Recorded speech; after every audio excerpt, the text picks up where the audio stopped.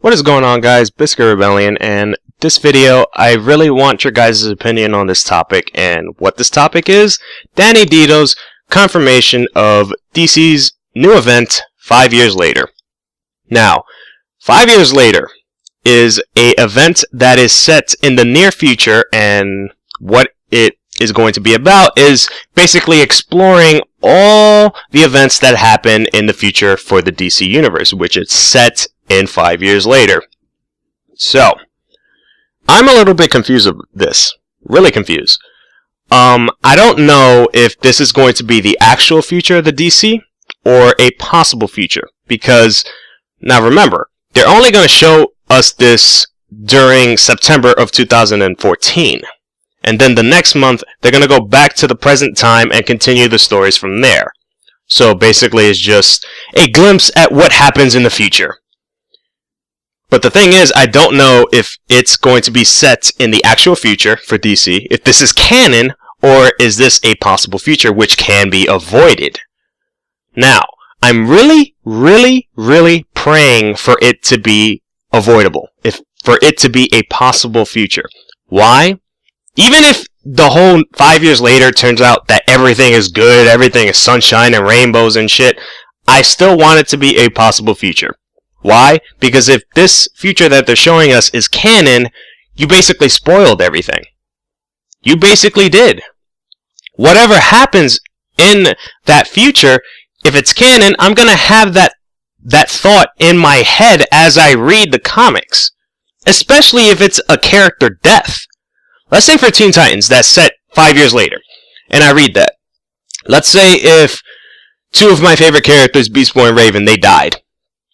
Before,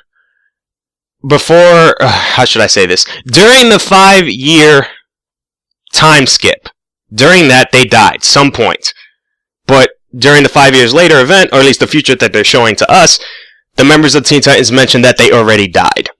So that means when we go back to the present, reading Teen Titans, somewhere during that time, Beast Boy and Raven died. And I'm going to have that thought process. It's going to spoil my, or at least the story for me, because I'm just going to keep on thinking, like, where at some point did these heroes die? Now, if it's a possible future, I'm fine with that. I don't care how chaotic, I don't care how happy or sunshine and rainbows. The fact that it's a possible future, at least I know that this isn't going to happen. At least I'm not spoiled. You get what I mean? Do you get what I mean? Like, it's like watching a movie and somebody told you the ending of the movie. I don't want to know that. I want to be surprised. I want to be shocked. I want to feel something when I get to that point.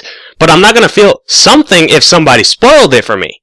In fact, I'm probably not even going to read the comic because I already know what happens.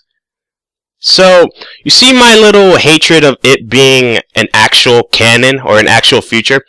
Now, I really don't know where they're going with this.